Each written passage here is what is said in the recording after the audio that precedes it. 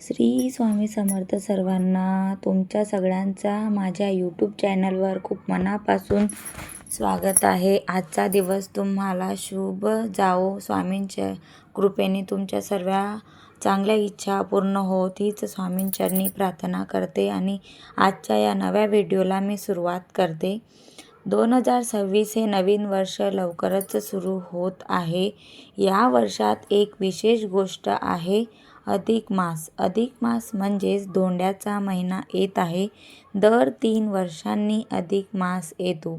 यावर्षी तो अधिक मास सुरू होतो, कधी संपतो, याचं महत्त्व काय, या महिन्यात काय खरेदी करावी, काय करू नये, याची पूर्ण माहिती मी आज तुम्हाला या व्हिडिओमध्ये सांगणार आहे. त्यामुळे व्हिडिओ पूर्ण पहा. चॅनलवर नवीन असाल तर सबस्क्राईब करा. ओम नमो भगवते वासुदेवाय नमः कमेंट करायला विसरू नका. इंग्रजी कॅलेंडरनुसार 1 जानेवारी 2026 गुरुवार या दिवशी नवीन वर्षाचा पहिला दिवस आणि त्याच वर्षी अधिक मास सुद्धा येतो. इंग्रजी कॅलेंडरमध्ये लीप वर्षामुळे एक दिवस वाढतो, पण आपल्या हिंदू चंद्र पद्धतीनुसार अधिक मासामुळे पूर्ण एक महिना वाढतो. हा महिना तर दर 32 महिने 14-15 दिवसांनी येतो. हिंदू पंचांगात सूर्य आणि चंद्र यांच्या गतीनुसार गणना केली जाते. चंद्र 12 राशींची एक फेरी 28-29 दिवसात पूर्ण करतो. त्यामुळे चंद्रमास वर्ष 354 दिवसाचं होतं, तर सूर्याची फेरी 365 दिवसांची. या फरकामुळे अधिक मास हा ठेवला जातो. म्हणजेच चंद्रवर्ष आणि सूर्यवर्ष यांच्यातील संतुलन राखण्यासाठी हा अतिरिक्त महिना येतो. धर्मग्रंथानुसार प्रत्येक महिन्याची स्वतःची अधिष्ठाता देवता असते, पण अधिक मासाला कोणतीही देवता नव्हती. त्यामुळे त्याला मलमास किंवा अशुभ महिना असंही म्हटलं जात असे. पण जेव्हा या महिन्यात भगवान विष्णूंना शरण जाऊन आपली प्रार्थना केली, तेव्हा विष्णूंनी त्याला श्रीकृष्णाकडे जाण्यास सांगितलं.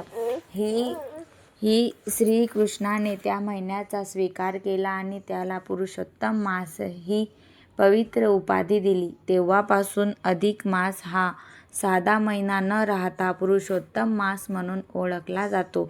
या महिन्यात विष्णू, श्रीकृष्ण आणि भगवान राम यांच्या पूजेला विशेष महत्त्व आहे. व्रत, उपवास, जप, दान, स्नान आणि धार्मिक कार्य केल्याने अत्यंत पुण्य मिळतं. ओम नमो भगवते वासुदेवाय नमः या मंत्राचा जप विशेष फलदायी मानला जातो. रोज पठण नसेल जमत तर फक्त हा मंत्रही चालतो. या महिन्यात अन्न फक्त एक वेळ घेतलं तर ते आध्यात्मिकदृष्ट्या उत्तम मानले जाते. दीपदानाला विशेष महत्त्व आहे. स्नान, दान, व्रत, सेवा यांचं फळ अनेक पटीने वाढतं.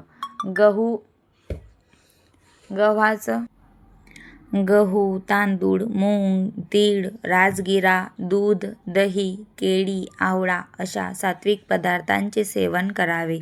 तर उडीद, मोहरी, कांदा, लसूण, मांसाहार आणि तामसिक पदार्थ या महिन्यात टाळावे. आता 2026 मधील अधिक मास कधी सुरू होतो आहे? त्याआधी 16 मे रोजी शनी अमावस्या असून वैशाख महिना समाप्त होतो.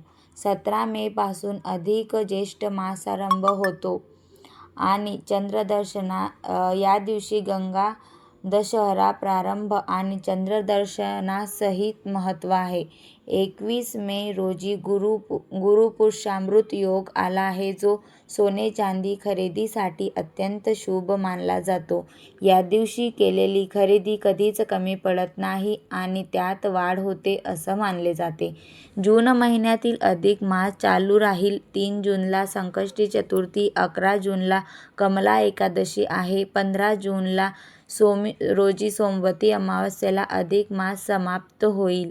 सोमवारी येणारी अमावस्या वर्षातील सर्वात महत्त्वाची मानली जाते.